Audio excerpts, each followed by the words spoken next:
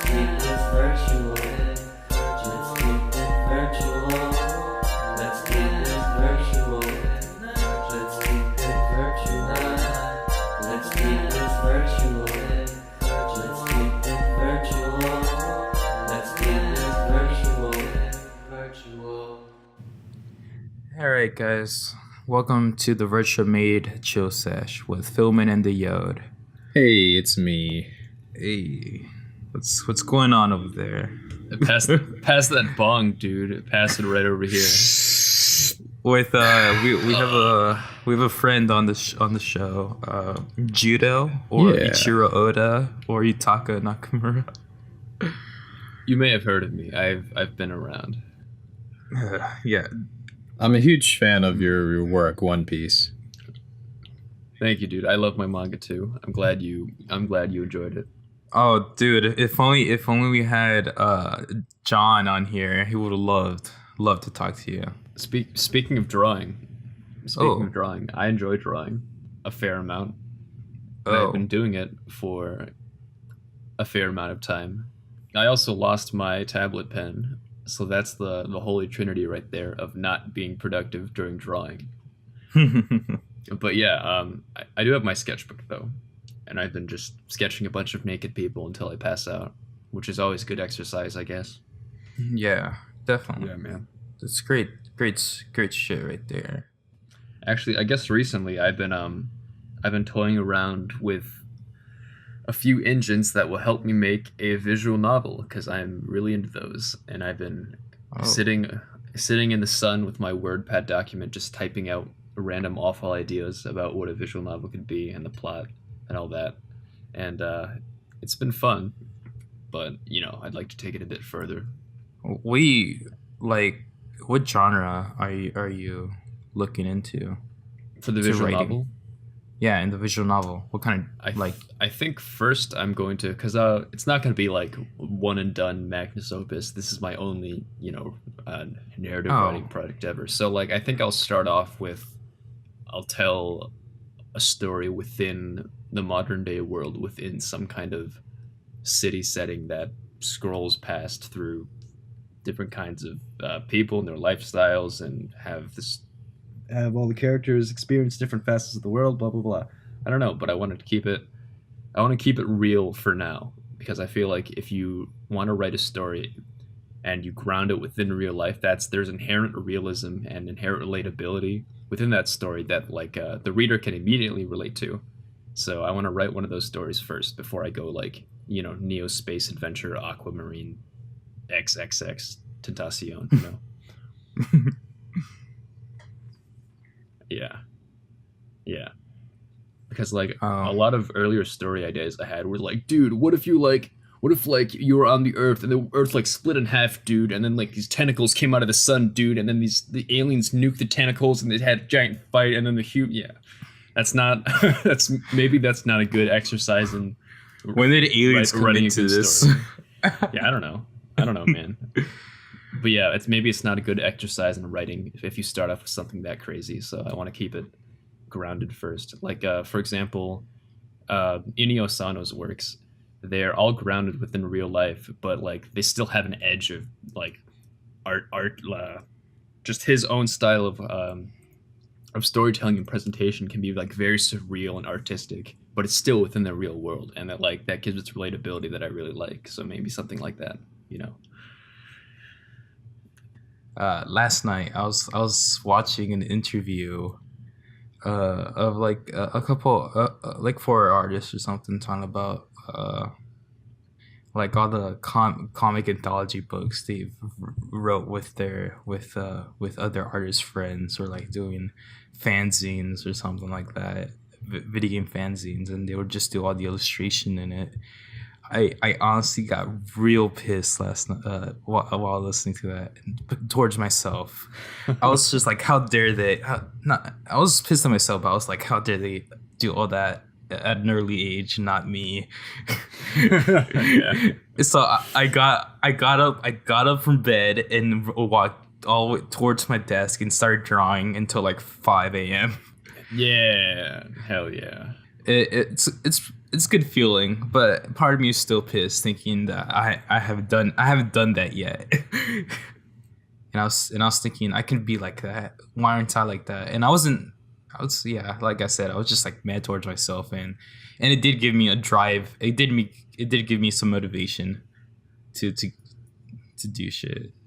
I actually kind of have the same kind of experience because I took a bunch of art classes at the local art college because my mom actually works there. So for the most part, I get free art classes, which is awesome. So like Nice. all throughout middle school and most of high school, I'd on Saturdays I'd go take a drawing class, and it was mostly I mostly did like a how to draw a manga class, how to like composite comics class, and I became friends with the teachers there. I took charcoal drawing classes, painting classes, figure drawing classes, and it was a lot of fun. And eventually, I got to the point where I did a dual enrollment during the school year, which is my junior year of high school, where I think it was every Monday and Wednesday. I After school, I'd go downtown and then take a design class for like 3 hours into the night. It was really Damn. cool, but like walking around that art college and talking to the students and seeing the work, like the actual art students that go hard and actually work, it's like it's mind blowing. They're so good. It's ridiculous. Can't wait to have. I can't wait to be surrounded by artists. Yeah, man. There's just so much art that I want to do. Yeah. So much art, but I hope in the future you guys get to see like get to hear me talk about like, oh dude, I'm working on this anthology book with other people. yeah, That's shit. so cool. That'd be awesome. It's really great. But you know, in order to make a full project or like make a video game, you have to focus in and zoom in hard and actually work on it for a long time. Mm-hmm. And I don't know, like finding that focus can be difficult at sometimes, I think. Yeah. Because if you're interested in a lot of art like I am and just want to do a ton of things, you end up trying a ton of things and not really getting good at one specific thing. And I have that Achilles heel. Like I want to do so many things. I want to draw, I want to paint, I want to play music, I want to make music, I want to sing, I want to do acting, and blah blah blah blah blah blah. But there's not enough time. There's not enough time that I'm dedicating towards one specific thing that I go, I gotta get good at this, and I'm gonna work on this. And like that's, I don't know, that's something you need to do in order to get good. So I need to figure that out. I'm similar to that, but I don't really go and dabble. I just like think about like I want to do this and that, and then I just stay still because I can't pick. Outside of like art, like in terms of drawing and painting and all that, I want to make movies, live action movies, but I just don't have the resources for that. It takes it's a real lot of great effort to do one of those. Acting, well, I don't think I'm a good actor, but like it's real fun. Acting is really fun. Being in front of the camera is real fun. Like, I don't know, there's something to it. Once I've recorded a scene with my friends, I'm like thinking about when I made movies, short films in high school for like projects. It just felt real good. Like we're just all like trying to get the shot, and then everybody has to stay still to make shit and not ruin everything. Be right. And then you're done with the scene, and then everybody's just stands still for a second, and then the camera guy finally like stops recording. Then everybody's just like, "Oh yeah, man."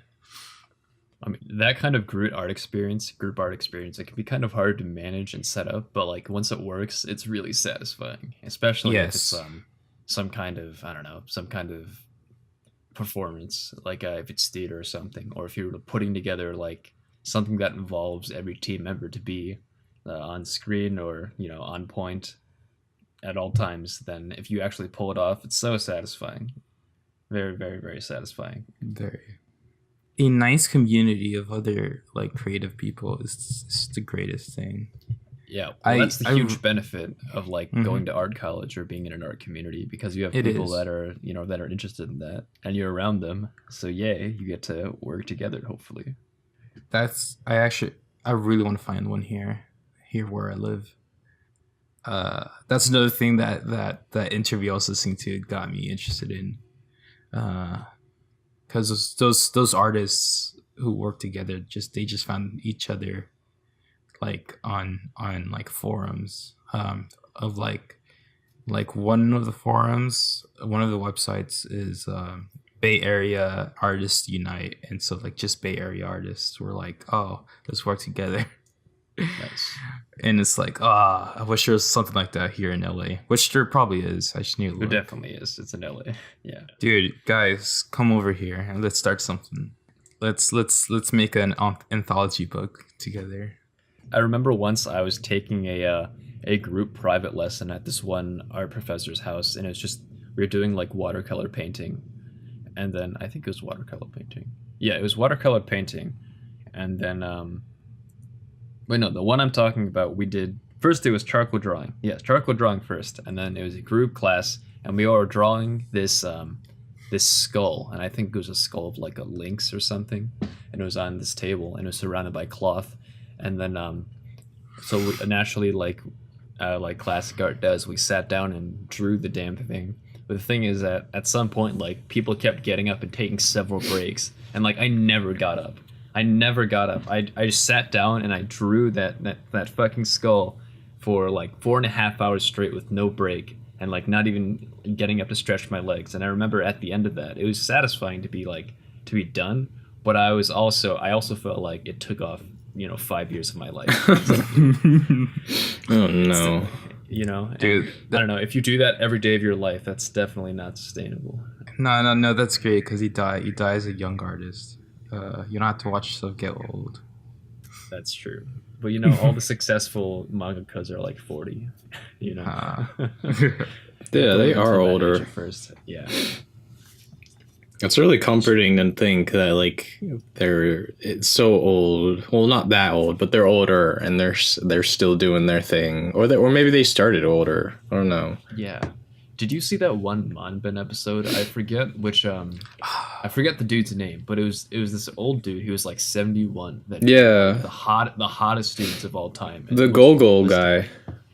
Yeah, that guy. That guy. I forget his name, but that guy has such is like the true testament to just, I spent my entire life honing my craft every single day so diligently, and like you get to that point where you're so like hardened and refined that you can just you live and breathe your craft. And like, that's so cool. And that's one person who didn't die and burn out at 25, because he's like 70 or something. Yeah, he is. Yeah. And he's still doing it. I mean, he's got a lot of assistance, but like, of course you would at that age. Yeah. Oh, and also watching those kind of those Manben and those artist documentaries, like you can hear them talk about like difficulties they had and growing up drawing or learning how to draw, and like watching a legend like talk about, man, I really suck at drawing like left facing faces or right facing faces. It's like, wow, that's so relatable, and everyone's been there before. It's like it kind of de-escalates them from this position of heavenly like this heavenly throne, and down to sometimes I suck at drawing this kind of face. which is what Naoki Urasawa said. He said, man, I'm like really bad at drawing the like the face that is facing right, because I don't know, I think it's because I'm right-handed. Like sometimes your hand cramps up in a certain way. You can't get the line as smoothly as before. Like they pointed that out during the episode, and I was like, Naoki Urasawa also sucks at this face. I feel better now. Yeah. They're not godly artists. They're just people. They're just other artists like you, even though they might have more experience and skill. They all started at their own point and had their own hang-ups and shit when they started, and some of them they still have those problems in drawing certain things. And that brings me back to my point that like it seems inevitable that to be successful at something, you have to focus on that craft. Like every single successful mangaka focused on their crafts. Pretty much every professional fine artist focused the hell on their craft and become awesome at their craft. And it's not a coincidence. It's not like divine talent either. It's like, it's work, and you have to do that hard, satisfying, focused work that you have to chisel out of your poor soul over however many times, but then you need to like ingrain that as part of your life. That's something I have trouble with. Yeah. I don't do that. Dude, I sometimes wonder about like freelance artists who take a lot of jobs and Yeah. shit, like, and Oh. how the hell do they manage their time? Oh, I can talk about that actually. Oh yeah, it's because like I hear like them talking about the projects they're working on. They're like, oh yeah, I'm doing freelance art for this game, and I'm also doing the animation for this game, and also I'm designing this illustration or something. Yeah, man. And then they also do their own doodles, their own like drawings, and it's just like how? Oh my god. Yeah, man. Well, about that, my one of my drawing teachers, actually no, both of my drawing teachers at this Saturday class that I mentioned earlier, when I was taking the how to manga class, like levels 1 through 4, the teachers for those two classes, one of them was named Will, and he was this awesome black dude with this great afro, and he was the coolest dude ever. And the other dude was named Jesse, which is this chill guy, like who we talked about comics, making comics all the time. Well, those two dudes, they're both freelance artists, and they like told me about how they manage their time and how they conduct their work. It's like pretty much they describe to me that they usually have a big project that they're working on, but whenever they're not working on that big project, they have to find some time in order to push like their own independent work that they want, all to like build up this massive portfolio while like looking for any job that's available to try to snatch it up and pile more work on you, and then you stay up literally all the time. And and on top of that, they were like teaching the Saturday class to a bunch of like idiot 12-year-olds who didn't know how to who only drew anime eyes, and like they've seen it over and over again. Oh my god. Yeah, it seems like a ride, but if that's something you enjoy and you can like actually make progress doing that, of course, like probably keeping your health in mind if possible, then I don't know. It seems like you could. It's a real grind, but no, if you take a stone and then you grind it out on a grindstone, there might be a sparkling jewel underneath, or you might die. I don't know. Dude, I still need to work on my discipline. There are times where it's hard for me to like actually sit down and draw, but like that's honestly where I eventually want to get at. I want to be a freelance artist working on a bunch of shit, which might be hard. I need to get good first. And if you want to hear more about that topic, check out the episode 5 of the Virtua Made interview, where I interviewed Perry Penrod, Stitchy Face, freelancer, general freelancer. I wish I was there.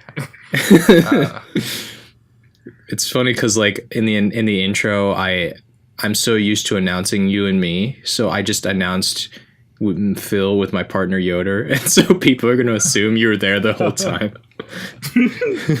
Nice.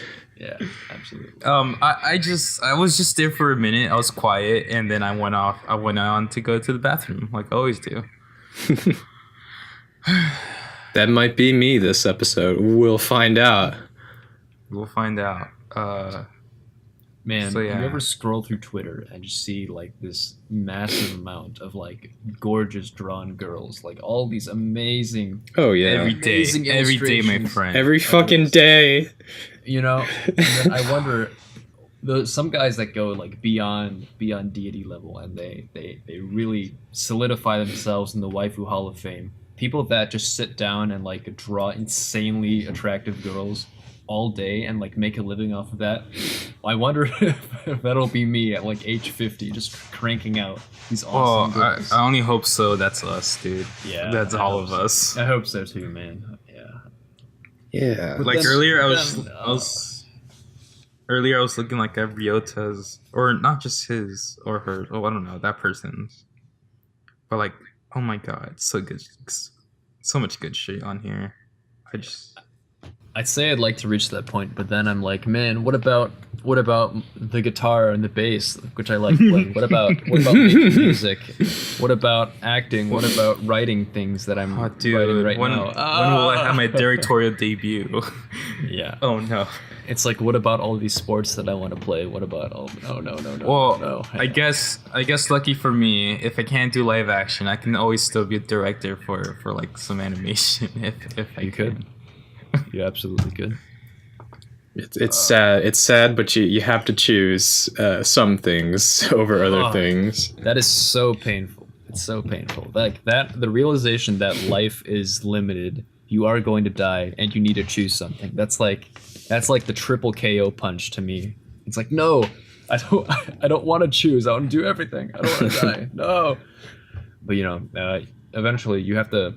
Again, you have to sit down, you have to grind, you have to chain yourself to your art. Not really, but you need to focus on art, and then you need to do it in order to get better. And then you can be like those deities on Twitter. But first, I need to find my tablet pen. Maybe I should do that first. How long has your tablet pen been missing? It's been like 2 weeks, man. God damn. 2 weeks. Whoa. Yeah. I have my sketchbook to tide me over, but I want to do some painting. I would go insane if I lost my tablet pen. Yeah, I might just buy another one. I don't know. Can you buy one of the same brand and will it sync up properly? I don't even know. It will. It will. I don't need to calibrate it. Oh, you probably need to calibrate it, but it'll work. Okay. Because I might actually do that. Yeah, just have a backup. Dude, I'm looking at my tablet pen right now, and the point on it is so worn down. It's almost just a little stub. Dude, yeah. That's why you gotta buy packs of nibs. I did. At first, I didn't realize that you could actually wear down your tablet pen nib. That was, I mean, it makes sense when you think about it, but it's just like a piece of plastic, so I wasn't even familiar. But then I looked at my pen. I'm like, oh god, this thing's nothing. Yeah. Oh, sometimes you feel it. If you I've sometimes I use a nib for a very long time, and then I'm just sketching, and then I hear this fucking scratching sound on my tablet. It's just like, oh god, what is that? Yeah. Oh my god, mine is almost flat. I need to change. Mine's almost flat too. Yeah, me too. Oh god. My tablet looks like a cat just came and scratched it up like a thing of cardboard. Oh my. Damn.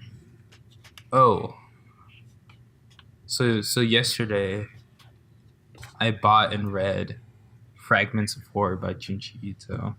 Ooh. Nice. Is that the anthology thing? I think so. Yeah, it's small. It's a small anthology. Different stories. Sick. Dude, it's great. I've only read Amigara Fall before this, and I've seen a bit of Uzumaki. Yeah. Oh man. But some of these stories caught me, like the Blackbird and then Dissection 1. Have you guys read this one? Aren't those short stories though? Yeah, these are short stories. You haven't? Okay. I haven't seen many of his short ones, so I've read most of his big ones though. Yeah, I've read more of the big ones. I read most of the short ones. Wasn't there one where it was something about this family eating dinner, and then their dad went into the basement or something, and then started screaming, and they went down in the basement or below the house or something, and then the foundation of the house was on top of the dad, and the dad was holding the house up on his stomach, and then he died there for no reason. I haven't read that. Whoa, what the fuck? What? Yeah, I don't know. it was really short. It was 6 pages long or something. Maybe longer than that. Well, I don't know. There's some great ideas that you just churn out. Honestly, yeah. This I get influenced sometimes when I look at Junji Ito's art. I'm like, oh yeah, I can do something like that. What's the bringing Did you enjoy the anthology? Oh, okay, we can talk about that. Oh, real quick, I guess. I enjoyed it all. There's a few that are a bit weak, but they're alright. There's only a few that stood out to me, Tomio, the Tomio No, not that. Not Tomie. Tomio, Red Turtleneck, Dissection Chan, and Blackbird really got to me. I guess Whispering Woman a bit, but I think Blackbird. I think Blackbird was the most interesting because it's like this Blackbird with the face of a woman, and she like. Whoa. Yeah, I kind of want to talk about it, but then I might spoil it, and I don't know how you guys feel about that. Well, I was going to bring up the manga I recommend episode with Junji Ito, and he was talking about like his like philosophies and inspirations on creating horror, and like what he thinks is scary, and like some elements that he always tries to include. And he mentions like they both talked about him and Naoki Urasawa. They were like, it's like good horror involves elements of beauty and like horror in conjunction. So like that's why Junji Ito always includes like an insanely hot girl in his comic, and then like obviously something awful is gonna happen, dude, to that girl. Yes, and that like, juxtaposition is terrifying. I was reading through this. I was reading through this, and I was just like, she's real hot. Yeah. That's on purpose. Don't worry. It's not just you. I don't care. I don't care if it's on purpose or not. I'm into these girls. It's totally on purpose. Yeah. And if you, definitely. If you're drawing it, you're drawing a hot chick, it's of course it's on purpose. You're doing it. You're making it. Well, yeah. If you watch the episode, the Manben episode, like Junji Ito's explaining this while like being really chill. It's like, yeah, I just I like including these kind of elements. I think it makes for like it makes for a really interesting read, and like what he's drawing is like this terrifying like figure of his face being contorted. I don't know, it's kind of funny. But yeah, like I think that you can manifest your ideas if you have enough technical skill into whatever crazy, amazing, twisted idea that you want. Or God. And I think that's awesome. I love Junji. Yeah, it is. Junji too. From what I've read, it's great. I still need to watch Manben. I haven't watched any of that. Man, if we talk about like gusts of inspiration, like sudden ones, Manben is so inspiring. Like, I put on Manben and go, yeah, I want to be a manga now. Yeah, let's go. So far as I started this we started this podcast, also the old podcast. Yes. Yeah. I feel like Kiki mentioned Manben, and then Phil mentioned Manben. Then John mentions it. It's like, okay, I guess I need to watch this. Yeah. Manben is the holy grail. It's everything I want and more. If you didn't feel like drawing today, watch Manben, and then you'll want to feel. Then you'll want to draw. I guarantee. They haven't done an episode on me yet, Oda. I really want that one. Yeah, me too. Damn. Dude, the thing is, I feel like when I want to watch something, I want to do it as I draw or do something, so I can't really read subtitles. I can't read subtitles at the same time. That's true. So that's why I've been lagging on it. Make an exception for this one. Take it from me. I also love drawing while watching quote unquote. So, but this one I couldn't draw. Well, I mean until after, because I was so transfixed. I guess it's I think that show's good if you want to break from drawing. Like you're gonna like stop drawing and be like, I want to do something in between, I guess, and you could just put it on. Yeah, I can just do that. I guess so. I guess so, but Manben has the effect of making you want to draw immediately. You'll just start fidgeting and foaming at the mouth. Yeah. No. Foaming. Yeah. You're sitting at your desk watching it. And you're like, I want to be good. Yeah. I actually have like an ink nib pen, like a traditional one, and like with ink pots, but I've never used it. And like every time I watch Manben, I'm like, I want to use it. Oh man, you have the tool too. Yeah. Since my mom works at like an art college, we actually own a house downtown, like near the art college, and she houses a bunch of art students that like pay rent there. And yeah, like when they move out, they they leave a bunch of art supplies and like stuff that they don't want, and then often that means that I just have like random art student supplies such as pencils, like paint. I have random pens, and I have like random drawing paper that's fairly like high grade quality. And I don't know, it's just such a fortunate accident. And I have this beautiful pen. How much of that stuff do you have, like compiling from years? Like, it's like a fair amount. Like my basement there's like a corner just full of. There's like a crate, I think, just full of art stuff that has been left over. And I sometimes like look through it and be like, man, I want to oil paint right now, but you know that's I never do. Which is also a shame. That's because really I love painting. Painting's fun. Painting. Yeah, man. What is your preference? You said painting. What about you, Phil? What's your preference? When making my medium. I guess I don't know. Like, I like using pencil a lot more than like a paintbrush or anything. I just like drawing with the pencil. I'm weird. I like. This is my process. I use a really cheap, like ballpoint pen that you could find like at a dentist office to start my sketch. I do that traditionally in my sketchbook, and then I bring it over to my scanner and I scan that in, and then I take it into Photoshop and I start painting. I start laying down flat colors over my sketch, and then I eventually paint the lines out, and it becomes an all digital painting. When I use a digital oil brush. Actually, I never mentioned that. That's awesome. I use that combined with a chalk brush for texture, and sometimes I have a digital inking brush if I want to chisel shit out. So I use a bunch of like weird digital shit that's based on real world shit, but it all starts in the real world. Yeah.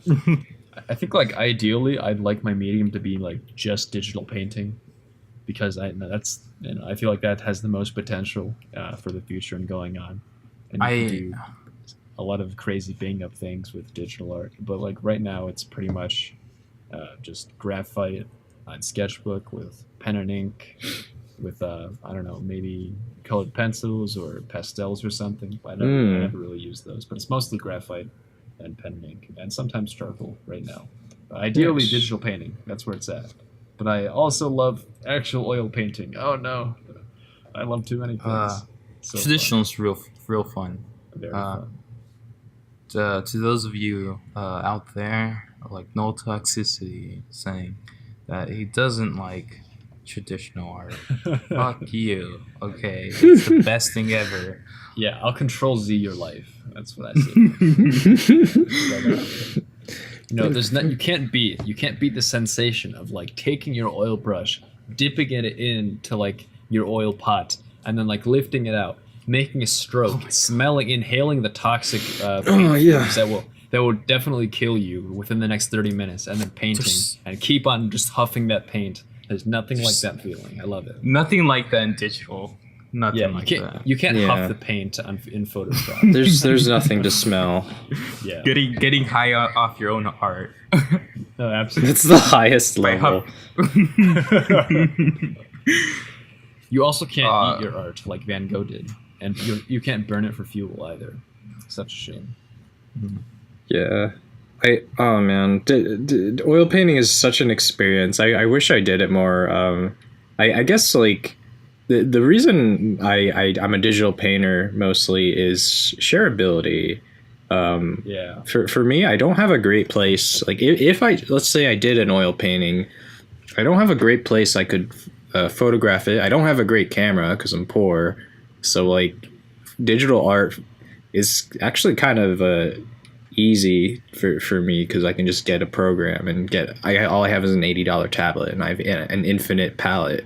Basically, I don't have to buy any paint. That's true. I guess it's a convenience thing.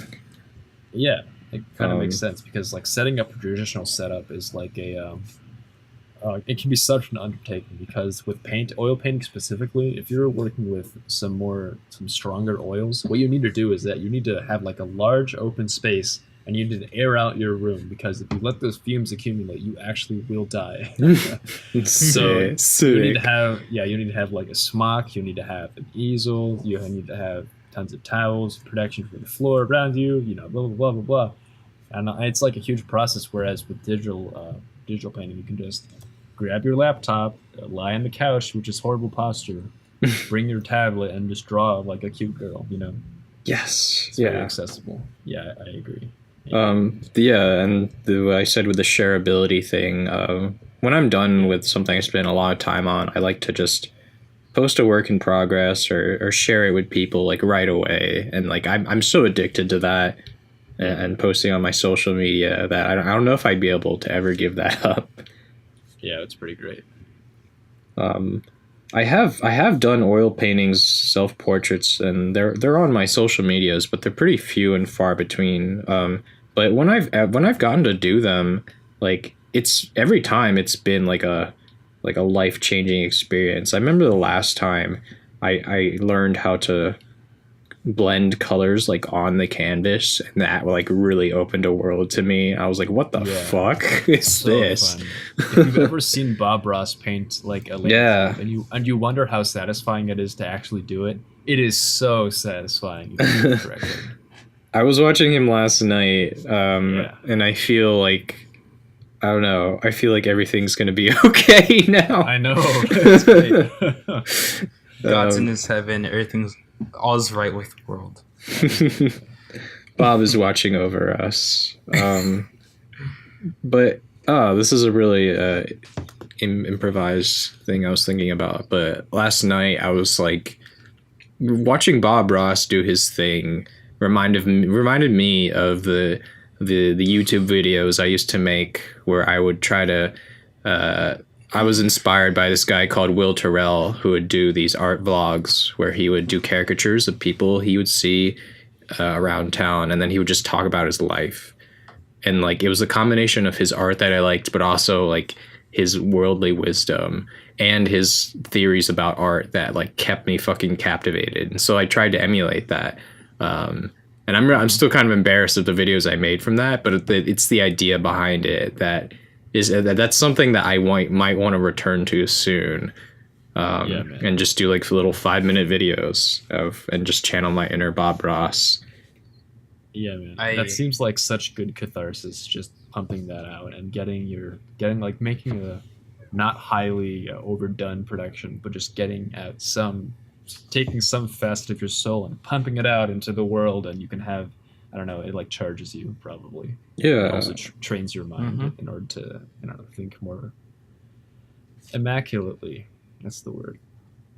And I'd want it to just be like small ideas I think about during the day. Like what I talked about earlier, it was just with burnout. Like I might do a video about that, but it was just like a small 5-minute idea that packs a big punch.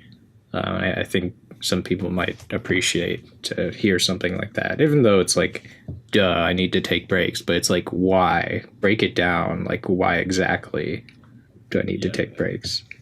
Absolutely.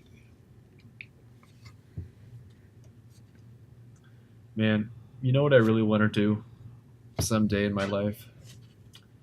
I really, really, really want to go to a mountain retreat in a log cabin on some far-flung hill, some corner of the country where I trek up the mountain, and then I turn around and I see like these rolling hills and these trees, these verdant greens cascading through the hills, and then it leads down to like a small town at the bottom. And then as I see that, I turn around, keep walking up the steps with my pack, and I make it to this little log cabin. And then I get into the log cabin, and then the first thing I do, I take a deep breath of wooden termite air, and I drop down a giant painting easel. And then what I do is that I paint the shit out of everything I see. And I paint for a straight month. I just live there for a month and just paint.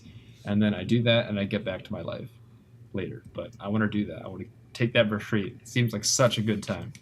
That sounds like my kind of vacation. Yeah, so badly. I want to do that alone too, but I also want to do that with other people. Man, I just want to commune with nature for a little bit. Yeah.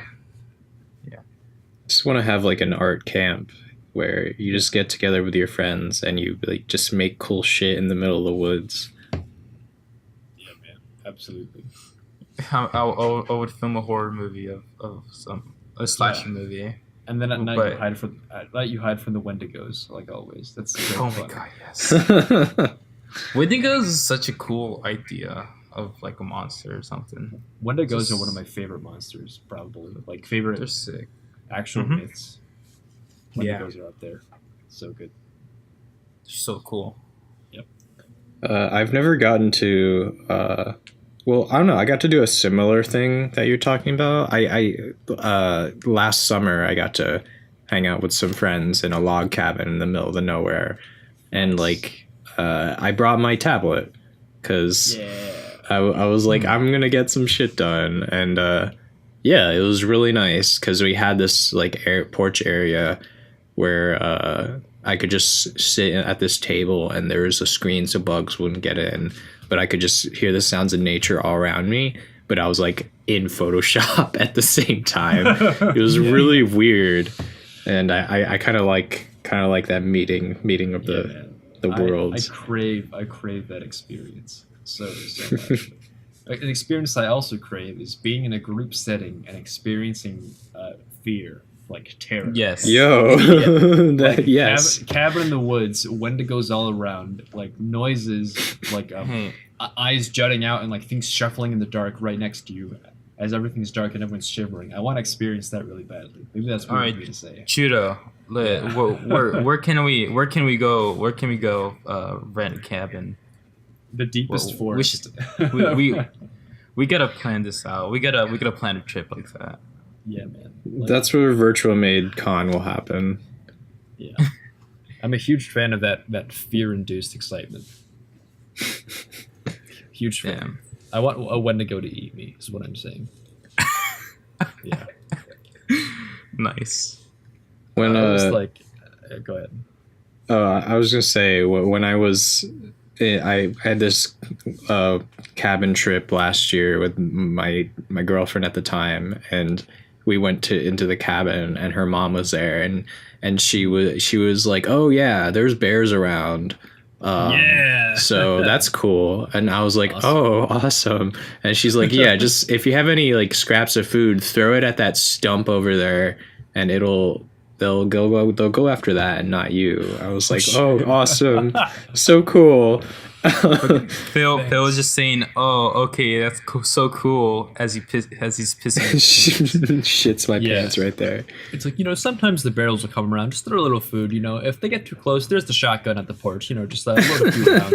It's like, oh, okay.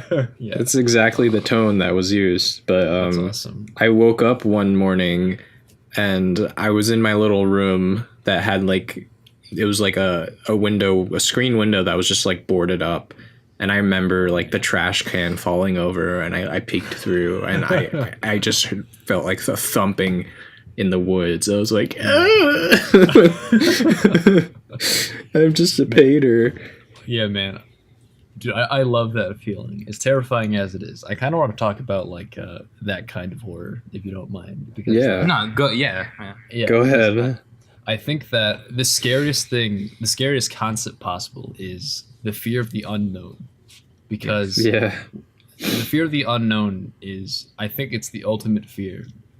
Because Mm-hmm. what the unknown is that it removes all concept of relativity and relatability that you might have towards anything that you can see or imagine, and then it completely wipes that out. So if you say that there's something out there that I don't know, that I can't see, that I can't even comprehend, and like Oh my god. you place that existence next Yes. to your own, and then you suggest hostility, that's absolutely chilling. Like the reason why I find thalassophobia so terrifying. Yes. Thalassophobia is the Thalassophobia. fear of like giant open spaces of darkness, most notably the ocean. So like imagine being dropped off from like a Oh my boat God. in the middle of the ocean, and then like there's absolutely nothing, but like you're not peeking the waves or anything.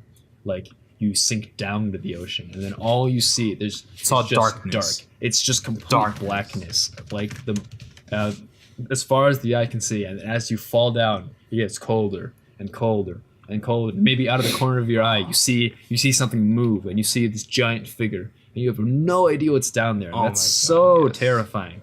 And I think that beyond like, if you say, man, look at this weird monster, dude. Isn't he weird? And it's like a bunch of tentacles, like in broad daylight, just kind of like, oh, I'm a monster. Isn't that scary? Isn't like aren't werewolves scary or something? I say sure, they can't be scary, but what's scary about them is like if you don't know what exactly you're in for, that completely trumps like your inherent, because humans think that they're the number one animal. We think that we're the top of the food chain. That's just assumed. But if you introduce something that can completely dethrone that makes me shit my pants to no tomorrow. That's so terrifying. So like when you're in a cabin in the woods and you hear like things thump around in the night, you hear like trash cans falling over, you hear like like skittering just around. Like I want like it's so humbling yet terrifying, and I want to experience that all the time.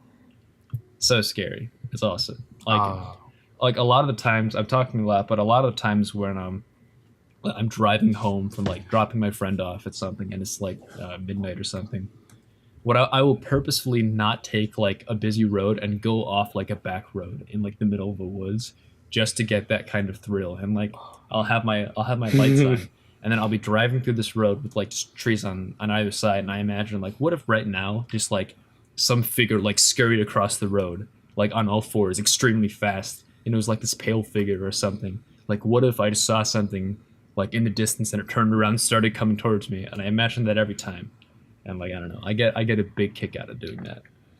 Oh my god. Remind me to go on a road trip with you, Joodough. We're gonna get that cabin.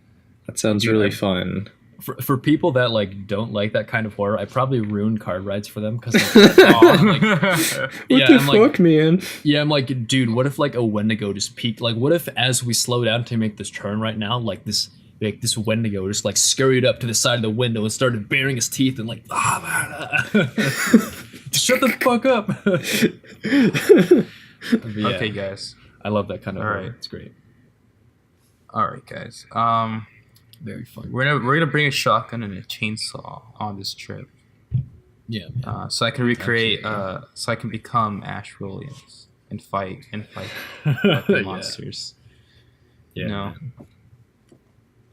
I love that kind of horror, and if anyone has any suggestions or anything to media like that, please send them my way. I love that shit. Man, that picture you showed me of the fear of the unknown in the ocean specifically fucked with me. Oh, so bad. Yeah. Thalassophobia is terrifying. Yeah, because I kind of am just afraid of the ocean because I don't know. I'm really afraid of like drowning and like suffocating. That's like one of mine. So like combine that with the fear of the unknown, like suffocating down there. I would not want to go that way. The ocean, I feel like it's like you're trapped in space. Yeah, I guess. I think that the ocean is a lot scarier than space. Yeah, like I think it is because I talked about this with someone else a while back, but I mentioned my main point was that when you're trapped in the ocean, there's a sense of direction. There's a sense of of freedom, and there's a sense of despair. Because when you're in the ocean, you sink down inevitably. Like you know that you're inevitably headed down towards the deep dark nothing. You can see it coming at you. Like you can feel the temperature dropping slowly. You can feel all light like just dissipating, and you can feel yourself getting lower and lower. But when you're in space, it's like there's not that feeling doesn't really exist. Like sure, space is terrifying because like you have no control. You have extremely little control of your momentum. It's just there's like no sense of ground or anything, and you're just kind of floating and you don't know what's out there.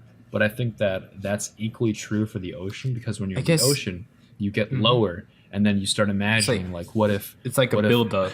Yeah. It's like a huge build-up. Like what if I get lower to some point and I see like just this giant tentacle like slither out and like grab me and just like completely. You see Cthulhu sleeping. What if Cthulhu like just decides to have me as a snack or something, bro? What if this giant shadowy form, like as I get lower, you can see out of the corner of your eyes that like it's really dark, but that area is a little bit darker. Oh wait, it's moving. Oh wait, it's coming towards me.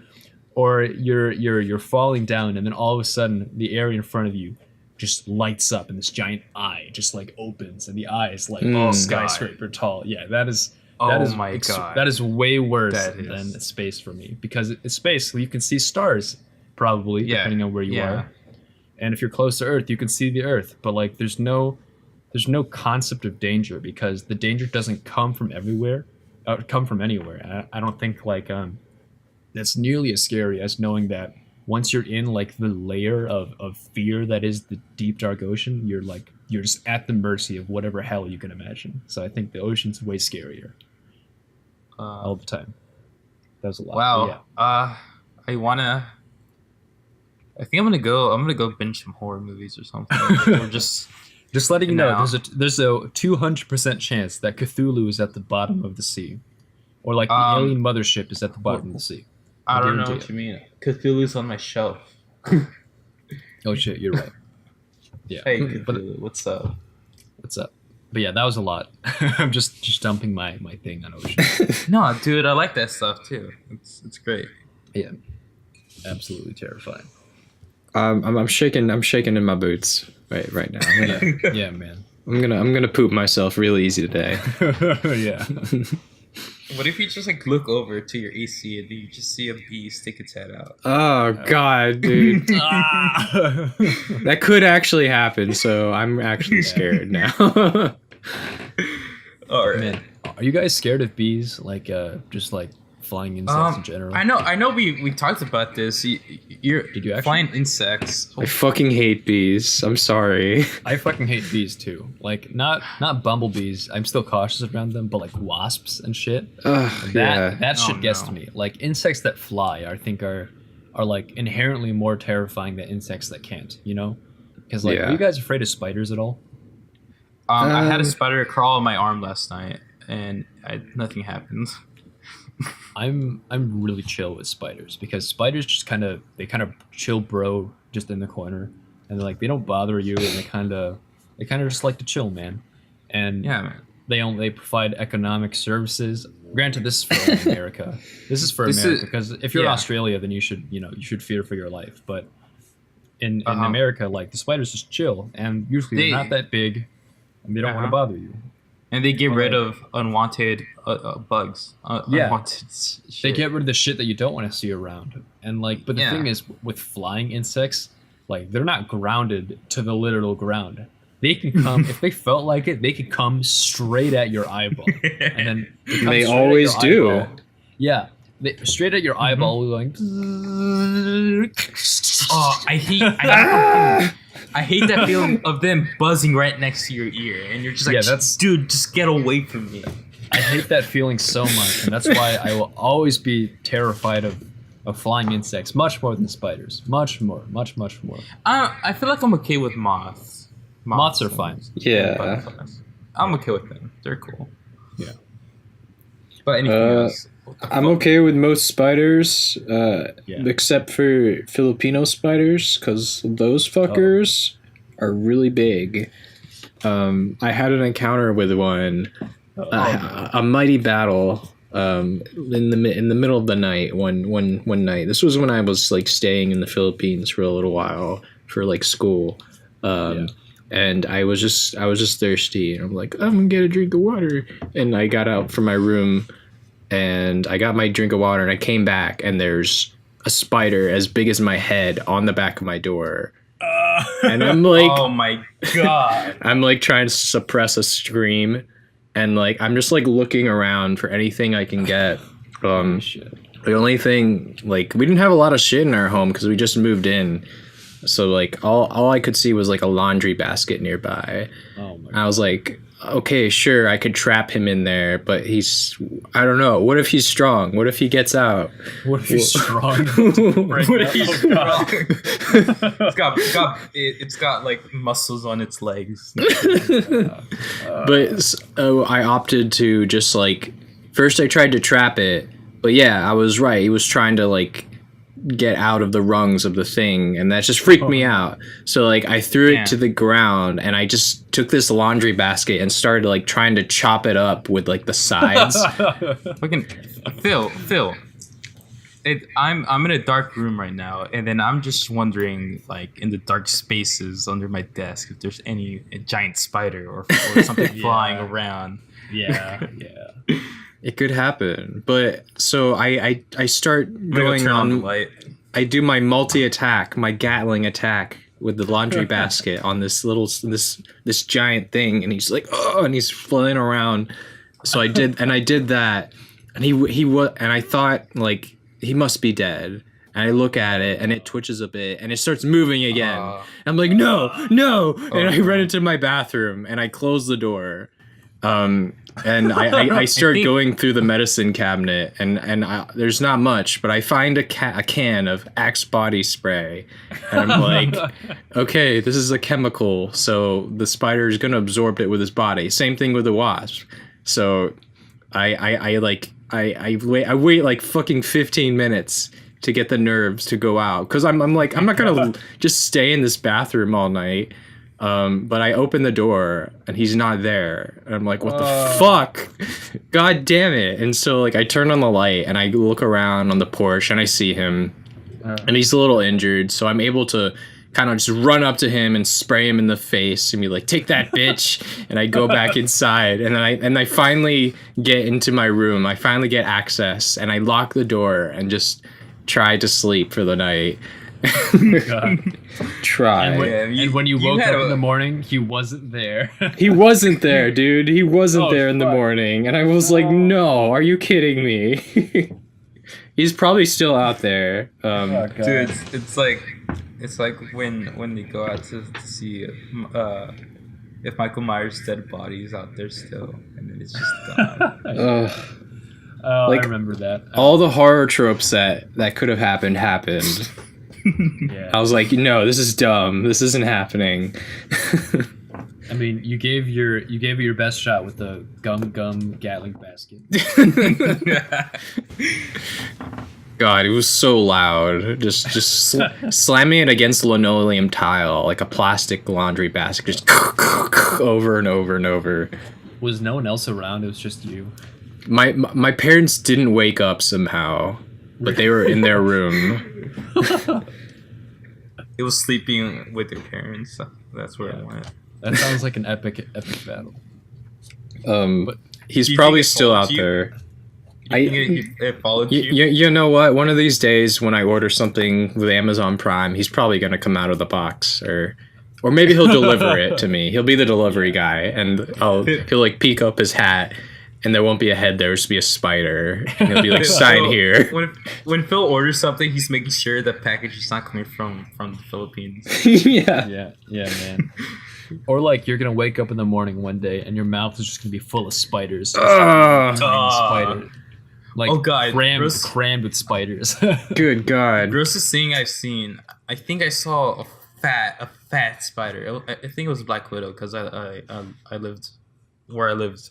There was a bunch of black widows around, but like, oh yeah, like my sister, my sister and I and somebody else were just standing outside, and she was sitting at a chair, and she gets up from the chair, and when she turned around, she realized like right behind the chair was a huge fat black widow. I think, and oh god, it was the grossest shit ever. I think like it was fat for a reason. It was I don't know, but still it was fat, and then we killed it. It was a black widow. We're not you killed it. Close to Holy shit! How did you kill it? Well, we didn't. Well, I did with your hand. Did it. Oh, okay. I think step on it. The other guy that was there just he found the nearest laundry. I think he used a shoe or something. He just got his leg up and fucking. He should have found the nearest laundry basket and went to town. You know. This is more effective. For the record, a very inefficient weapon. Well, you have to use the bottom. I don't know why you use the sides. I was panicking, dude. Okay, It was life or death. Yeah, I guess so. Man, do you guys know the YouTube channel Brave Wilderness? No. Okay, Ooh. well, Brave Wilderness, it's this channel that rose. It was super popular like late last year, and what this pretty much is this dude named Wait. Now that I think about it, is this the guy who lets things bite him? Yes, that guy. Okay. Nice. It was that guy, Coyote Peterson. Keep telling your story, but I gotta go mute to do something really quick. Okay. So this guy, Coyote Peterson, he got most famous because he just let a bunch of ants, and a bunch of stinging insects and biting insects just bite the shit out of it. And he'd do like pretty much he'd do big production out of like catching the bug, like presenting it in this glass vial and like stewing, you know, and then you get to hear the insect go like in a glass vial. Shit. And then at the end of the video, he puts it on his arm and it like stings the shit out of him. And then yeah, and like that was the main appeal. Like it stings the shit out of him, but of course, like this thing was professionally shot. Like it was a real, like it'd be a real nature show on like National Geographic. It was that quality. And then he'd like treat the bite and shit. But like I remember that he also does like the majority of his videos aren't like stinging videos. They're actually like going to a cool geographical area, and then in like various parts of the world. They go all across the world, and then they find like the local flora and fauna. And then it just so happens that they went to like California one time, and they did a bunch of videos there. And then one time was like, you know, let me see if I can find a black widow. I think that'll be really cool. I want to teach people. I want to teach people that, you know, black widows aren't out there to kill you, and if you leave them alone, then you know, it'll be fine, which is true. I mean, spiders aren't out there to kill you. But like what he did was that like since they had this like communal house or something like in the middle of the desert or on the fringes of the desert in California, and they went outside and like, you know, black widows like to hide in cold, damp places with shade. So we're gonna look at the corners of the house. And then the camera guy goes, "Have you checked the fire pit?" He's like, shit, I haven't. Let's check the fire pit." And then he like overturns this rock, and like there's this black widow like right there at his house. and then what he does, he picks it up with a stick and then puts it in a jar, and then he like puts the black widow on his hand. Whoa. And the black widow is like crawling around his hand, and he's like, you know. Oh, no. He's like really nervous about it, but he's like, you know, black widows, just don't fuck with them. Just like, see this thing, I'm not dead yet. It's just like chilling on my finger right there. And it was such a tense moment. But like eventually, like the black widow got off and it was fine. But like, yeah, having black widows as like part of your local wildlife, how does that feel, Yodr?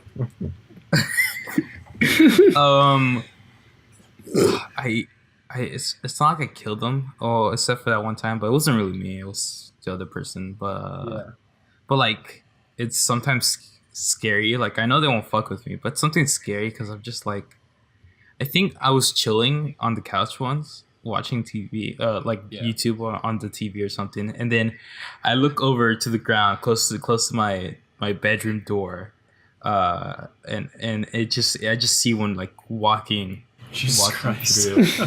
And then no, I swear to God, I looked at it and I think it looked at me because it stopped. And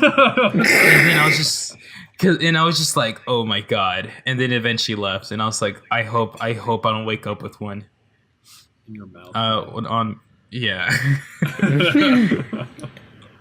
Oh my God. He was just passing through.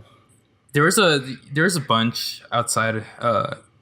I've seen a few spiders in my house, but I didn't see a bunch of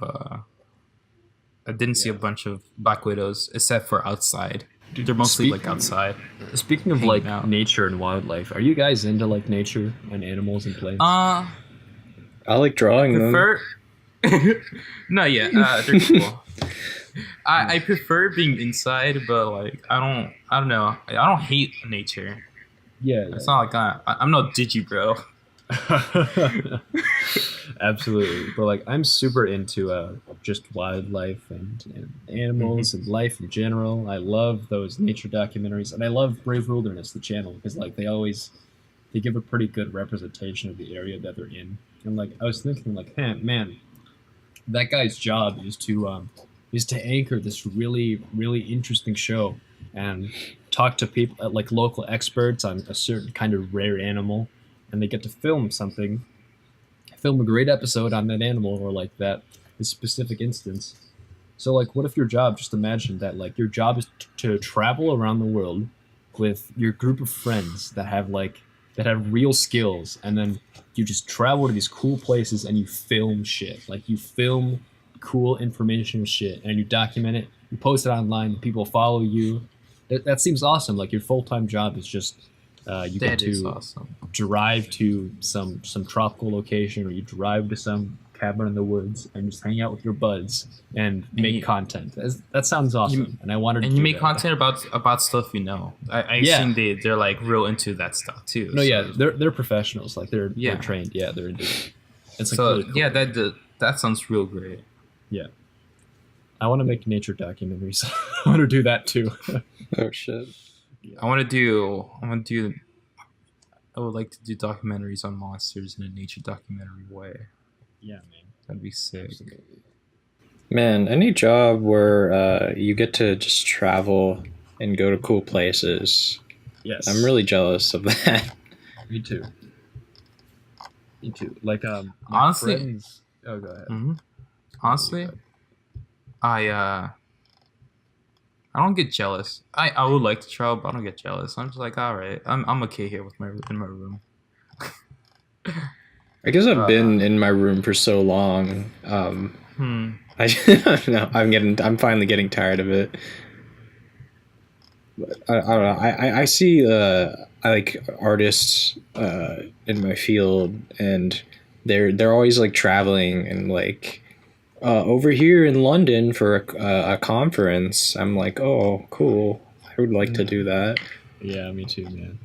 It's like my friend's brother is this pretty prominent jazz bassist. He plays for a pretty prominent band, and like pretty much I saw them live a few weeks ago in Chicago, and then we had dinner with them afterwards, and they were talking about like, man, I gotta catch a flight to New York like a later tonight, and then I'm gonna fly to like Ecuador eventually to do a show. Then I gotta fly here, then I gotta fly here and here and here and here, and like Good that guy God.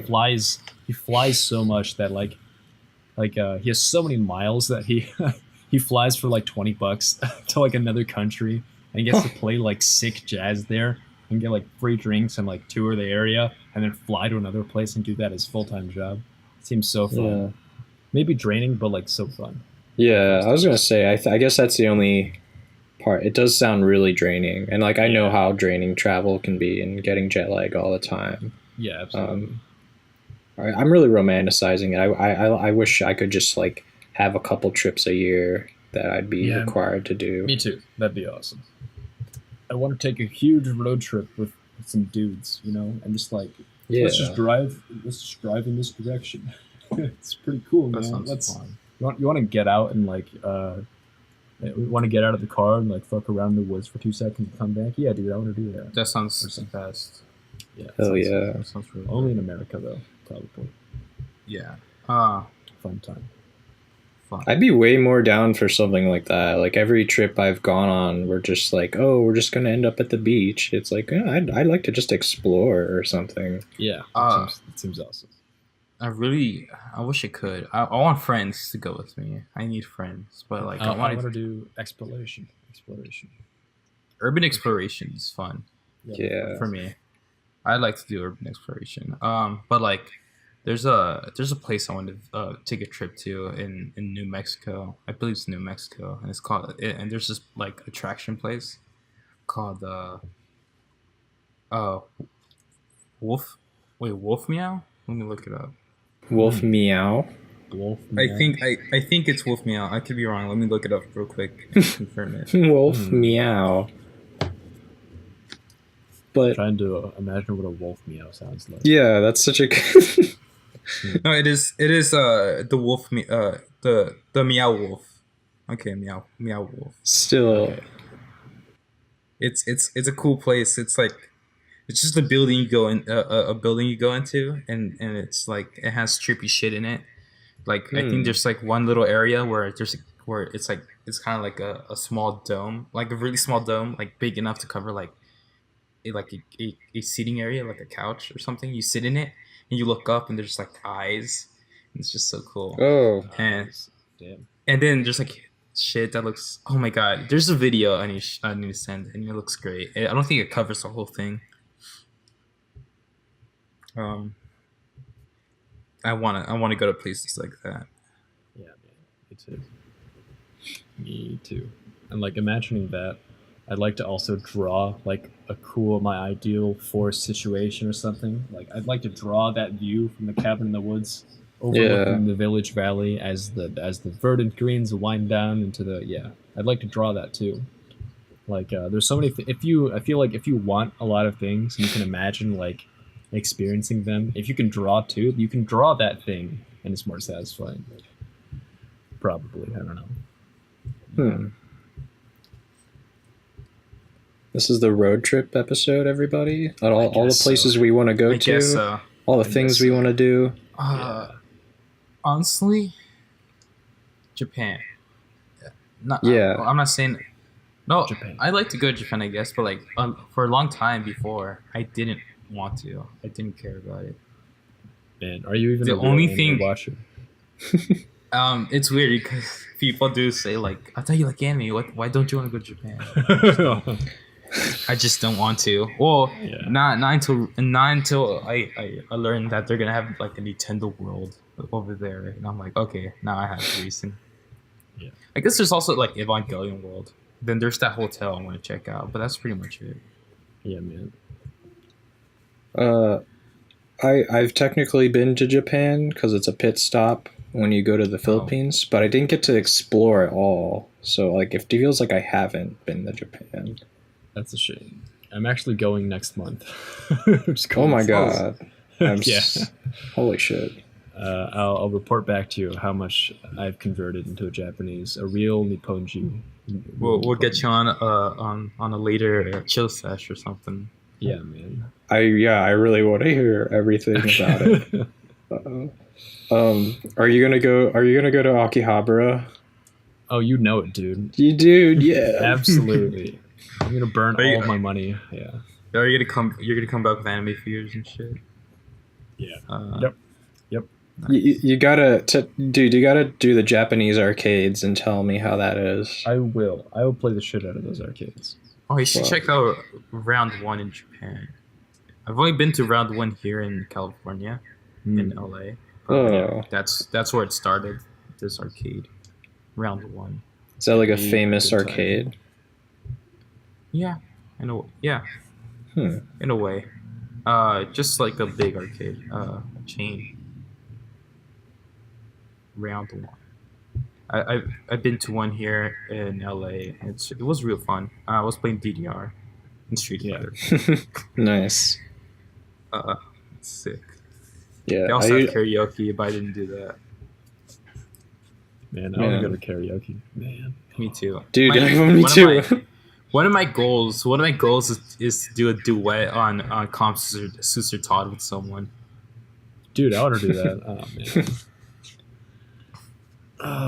Karaoke seems so fun because I used to actually, back in like 8th grade, what I'd do is that I'd watch an anime and I'd like download its opening and ending, and then what I'd do is that I'd find a subtitled video, and then I'd watch it over and over and over again, and I'd memorize like all the lyrics and shit. So for the longest time, I just sing like a bunch of anime openings to myself, and I wish like, man, someday I'm gonna go to karaoke.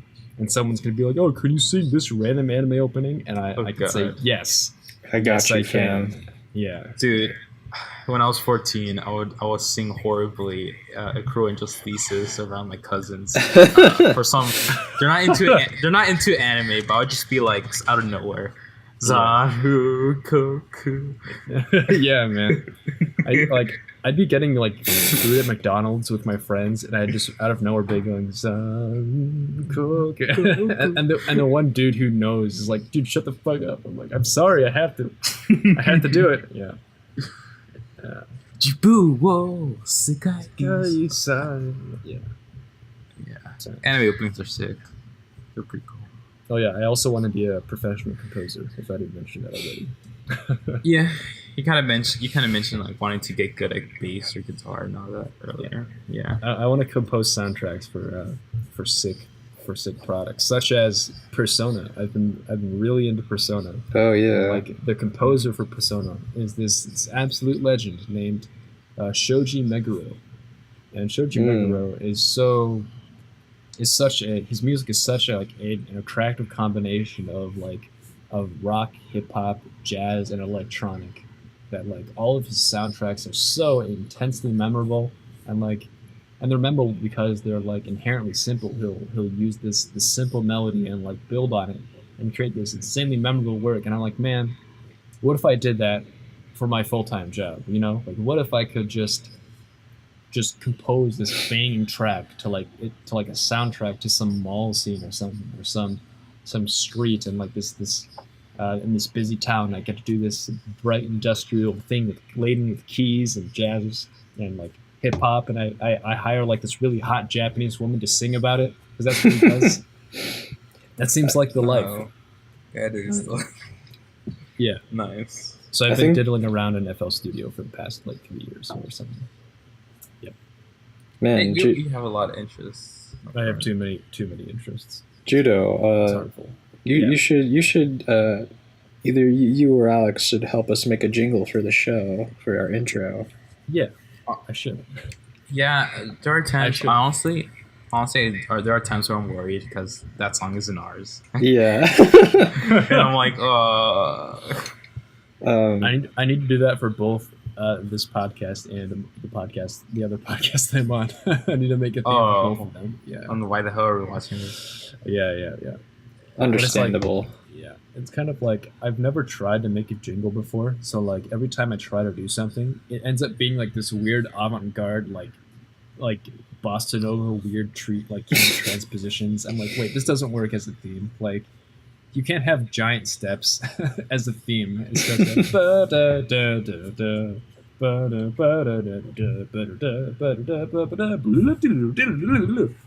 as a theme. That's kind of what I like to do. It sounds hard. good to me. Yeah. Sometimes it's a hard feeling when you want to use another song, and you're like, I can't. Yeah. Or unless you get permission, but like there's so many songs where I'm like, oh, that'd be a great, like, I don't know, ending theme or something.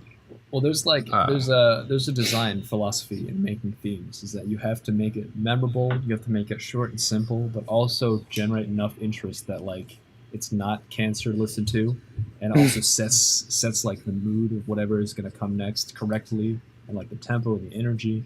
I don't know, like thinking about that is, I don't know, it's a good exercise in trying to train your ear to listen for different things and also making them. But you know, I haven't done enough of that, so all my themes in quotation marks are just a bunch of weird chords and like drum tracks that are too complex. It doesn't work for Yeah. God, like what's a song you listen to that you really wish you could like use it in something? For me, it's like Heaven by Mrs. Magician. Like, I would love to use that as like some ending theme to some show, like, and at the end of every episode. Yeah, there's been a lot of songs like that, and I always stop myself because I'm like, oh, I'll get copyrighted. But no, yeah. I always want to use the song "Outcasts" by Savant as an ending theme song. Well, I'm like, damn it, it's not mine. But it's so good. But actually, yeah. But it's totally fine to be inspired by that and create something new. You might even make something that is totally different, but you'll end up still liking. That is true. But like, you know, I actually have used that track for an ending thing. And like, in sophomore year of high school, we had to make like a book trailer, like just talking about this book and why we think people should read it. And pretty much what most people did was that they did like the Google Slides Windows Moves Maker type thing, where you just have like, this is Catcher in the Rye by David Salinger, and I chose this book because it looked like a book, and it's the first thing that came up on Google when I looked up books that I should read that aren't too hard that teenagers read, and then just show a bunch of images and talk really blandly for like 2 minutes, and then end their book talk. But what I did was that like I went like, all right, I'm gonna make the coolest book trailer of all time, and I had like all these weird I timed like all this music to come in at certain intervals, and like had like the cover of the book, which was Isabel by Guy Gabriel Kay, like just like pan upwards, like the text like zooms out in a certain area. I'm like, you should read this book, and like flashing over. And it was a big Holy production, shit. but at the ending, I used the song, "Outcast" by Savant, and it was so satisfying because that track is like it's like this key jazz drum breakdown thing. So satisfying to use. I don't know. I'd like to do more of that. I think I don't that's know why I brought that up. I think that's you're describing the high that a lot of video editors get from just assembling a bunch of their favorite things. Yeah, it was so fun. It was especially fun because like back then I was like, haha, everyone in class, I just made you listen to good music. Get ready. Get fucked, nerds. Get fucked. But I want to build on my what I said there earlier when I want to use a theme, but I'm like, oh, it's like I don't want to plagiarize, but like that. Yeah. I immediately have to stop myself because like that's kind of a cop out because like nothing's original, or I think saying nothing is original is kind of dumb because like all art is influenced by other art. Right. So that's more accurate. Yeah. So just free yourself from the burden of trying to be completely original. And just stop trying to make something out of nothing because just embrace your influences instead of running away. That's something I learned from this book called Steal Like an Artist.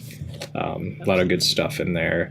And the title seems like kind of misleading because it's like, oh, stealing, but then you read it and it's all about just embracing your influences. Yeah. Okay. On that topic, that's what I've been doing with my comic project. Is heavily inspired by One Piece, and I described the story to you guys. It's kind of like a almost like a fairy tale where you just have like this one life lesson to learn, but it's obviously heavily inspired by One Piece. I know people are gonna say that, but I'm not gonna care because no matter what I do, it's not gonna be One Piece. And I might as well be influenced by one of the greatest comics of all time, so it's going to be fine. And even Oda himself has made characters directly spawned from like real people that he's from. Yeah, so I love looking at those. So good. Even Oda is definitely inspired by Dragon Ball. I can see in the anatomy and stuff like that. And that's another artist I want to draw like. Yeah, I encourage people to wear their influence on their sleeve. You know, it's nothing to be ashamed of. What artists do you guys like really take after? Well, it's weird because there's artists that I want to take after, but I'm still struggling to incorporate that, and there's artists that I probably do. I mean, obviously, Sushio from Studio Trigger is one of my biggest influences. Love him. Also the creator of Soul Eater. I forgot his name. Mr. Atsushi Okubo. His style is like actually kind of like geometric with the way you just look at the way he draws fingers and stuff like that. Yeah. But I like that since I'm an animator and I like simplifying things and making them more attainable. It's all Japanese people. Actually, there's others. The same. No, go on. Actually, sounds like here's kind of a curveball, but I like Loish. She's a very famous digital painter, probably one of the first who really got big. She does like pop surrealism. Her paintings are just very lush. They're very simple. Because she just draws cute girls, but like she does it in like this very fine art, refined way. Wait, who again? Loish. I'll share. She's very like very very different from like the hot blooded influences that I like. She's very feminine, but I just love the way that everything she does blends well, and her hair is perfect. If I ever need a reference for hair, I'm going straight to Loish. trying to decide. Like, I haven't assembled a list, like an official list, but I'd say not even just like visual artist Savant, or his name is Alexander Winter, was a huge part of my childhood in discovering music and being really excited about, whoa, music isn't just it's not just that. It's like there's no format. You don't have to be constrained to anything. You can do whatever you want. You can draw influence from whatever you want, and especially with electronic music, you can sample whatever you want, synthesize whatever you want. I thought that was really cool. So it was him, and then a bunch of Japanese people. So like Eiichiro Oda. Oh god, who else? Every mangaka in existence. Yeah, pretty much. Takeshi Obata. Yes. God. Kengo Hanazawa, the author of I Am Hero. Inio Asano. Oh yeah, I'm Hero. Legend. Yeah. Inio Asano, especially for his innovation and like the way he approaches constructing his like environments and his big scenes, because he like it's heavily computerized the way he does it sometimes. Yeah, I like how he does it. Yeah, it's so cool. How he does it is really similar to how I do it, actually. I recycle resources because, fuck it, I'm not going to draw the same tree a million times. So cool.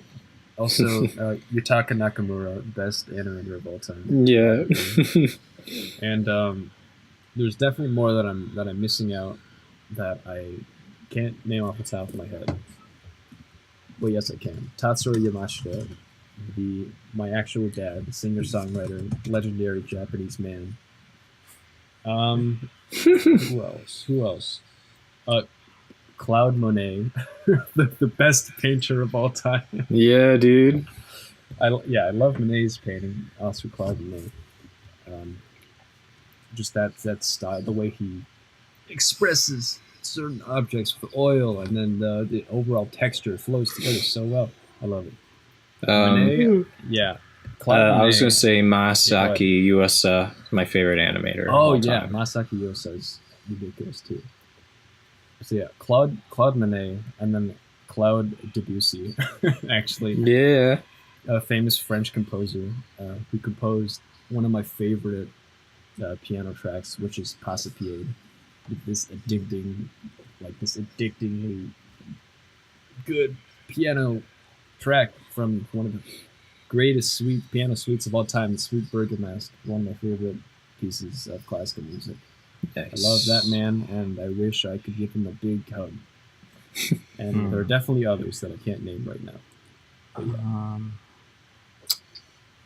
For me, oh wait, one more. Frank Herbert, because he's a god at describing environments and setting up like the intricacies of a fictional government and the inner workings of how that universe works, and describing environments, describing the workings of an imagined world as effectively as he does. He's the guy who wrote Dune, which is a masterpiece. Okay, continue. Nice. Yeah. Shit. For me, it's just like for art, and I'm nowhere near her level, but like Kinu Nishimura is. I think I keep mentioning her in the past though. Kinu Nishimura for her great art style. It's my favorite. Have you seen her art? It's like she's done stuff for Capcom. Yeah. Oh yeah. I'm looking at it. Comedy, like for videos, mostly for comedy. I'm a big Meg 64 fan. They're great. They've been around for a long time, since like 2003, 2 or 3.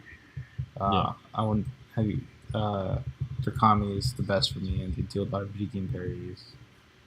I really have a short list. I guess for more artists, it would be like Atsushi Nishigori, I believe his name is. Yeah, I got it right. The character designer for like stuff like Gurren Lagann, yeah, and Idolmaster.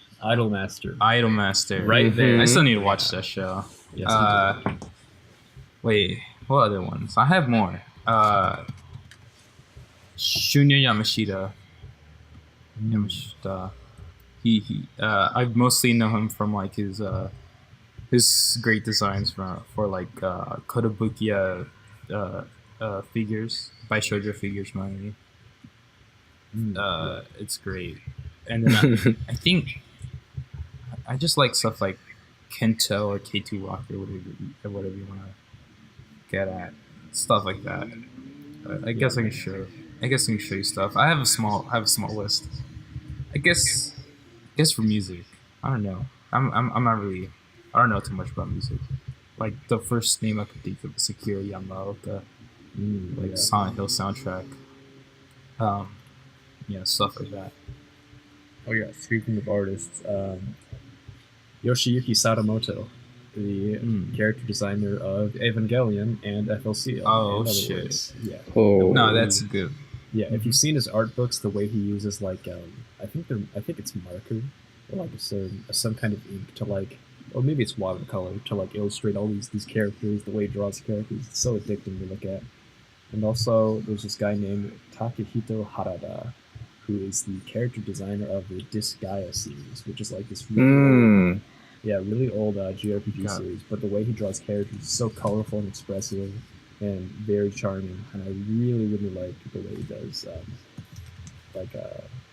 just highly stylized smaller characters, very dynamic and very cool dudes. Very cool dudes. I'm looking at some of his art. Right? Yeah, I'm really influenced by him too. Yeah. I want his art book really badly. Art. I want to consume all of it. I want it to be my own. No. Wow. Where is this the longest a Virtua Made related episode? Maybe. Because on my end, my recording is reaching 1 hour and 50 minutes. Yeah. I think the longest was an hour and a half. An hour and a half. That one was the one with Spork and all, right? Yeah. Oh yeah. Also, shit. Actually, who am I talking? Oh yeah, whoever drew the characters from Fate, like Fate Stay Night and Tsukihime, the visual novels. A lot of people really dislike those character designs, but I am such a huge fan of the way they look. I like them. Yeah, I think they're super charming, and I really like them. But a lot of people seem to disagree. Just that guy. And also, my biggest influence of all, Hatsune Miku. Yeah. Shouts out to Hatsune Miku. Yeah. I need to learn Vocaloid someday. Alright, sorry, go ahead. I think I'm trying to look for the name for the Fate Stay Night artist. Like the original artist. Yeah, the original dude. One of the original dudes. Shit, what is it? Takashi Takeuchi. Yeah. Also, the illustrator. I mean, not the illustrator. The author Nasu, Kinoko Nasu, who wrote all of them. I love that guy. I love the way he writes stories that are so surreal, except urban. Surreal urban environments. I love urban fantasies. Really fun. I want to give a shout out to my biggest influence. Every artist on Twitter that I wake up to every morning and that does amazing shit. You're cutting out. Or am I? What's going on? I was just saying I'm influenced by a lot of people on Twitter that I don't always remember. No. Hello? I can hear you, but I guess you can't. I can hear you now. Okay. I guess I cut out for you. Did you hear me, Jude? No. Say it again. I want to give a shout out to every single artist on Twitter that makes cool shit. Oh no. It's happening again. What the fuck, man? No. Joodough, speak. I want to see if you're cutting out too. Okay. Yoshiyuki Sadamoto also did No, you're good. Of Nadia. Okay, that's it. Of Nadia. No. Well, while waiting for Phil to come back, oh no, wait, Phil, are you there? All right, Twitter. Oh no. Oh, Shit. I think it's a sign that we gotta end it. Maybe. Okay. Real quick. Any artists? I'm looking. Well, I don't think I want to. I want to improve a little bit first, but I'm looking into starting any projects with, especially books. So come to me. Yeah, man. But first, I need to start finishing art pieces so they can see my skills. I don't know, man. I'm so affected by last night. Okay. And I'm really like, I need to do something. Like I'm either looking into either coming up with some like new brand, or just keeping Virtua Made and just make a Virtua Made anthology book or something of like comics by different artists. I don't know. I'm just really into the idea now. I'm really into that idea now. Yeah. It all started when I was trying to. It all started because I was I'm trying to see if I can get a copy of the Black Torch anthology on my hands, which is hard to find because it was only given to two backers of the project, and that project was kickstarted or something like 2013, 14. and then yeah, that's what the interview was about. I just got so into the idea of like collaborating, making books or fanzines, or yeah. Yeah, man. Sounds fun.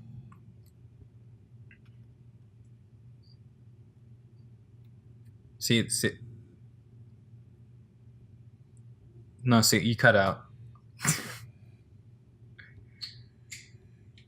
See that where? Now I can hear you. Yeah.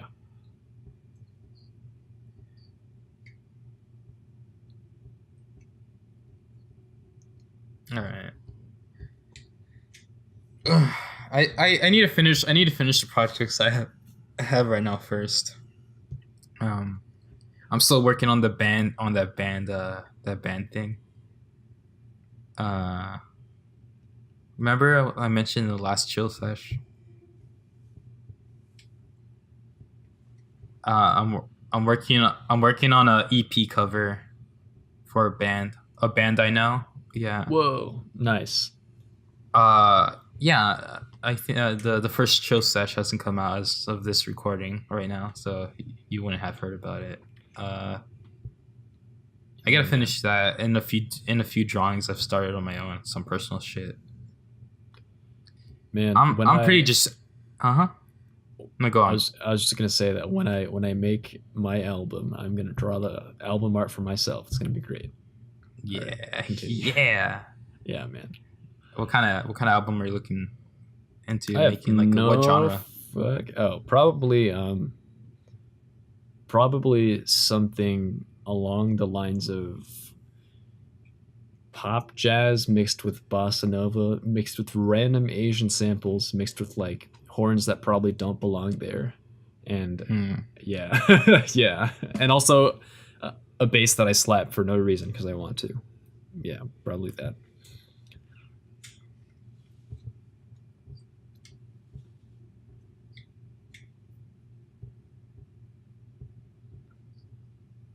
Nice. Mm-hmm. It's done. Nice. You did it.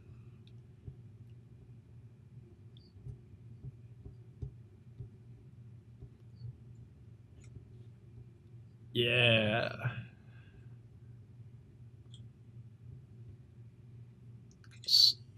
So good. Your mentor will be proud, right?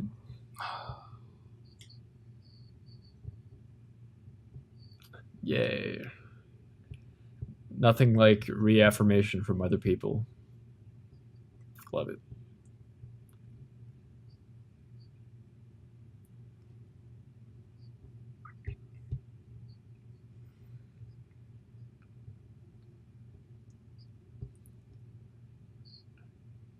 Nice. Yes, master. Yeah. Damn. You're gonna draw. Just the do what Naruto. Joodough does. Just do what Joodough does. Draw naked people until you pass out. Yep, that's what I do. Honestly, there's still a part of the beginning we gotta cut out, so it might be less than 2 hours, a little less. I'll kill. I can fill space for 3 minutes. I didn't take that improv class for nothing. If anything, I can make up shit on the spot to entertain an audience.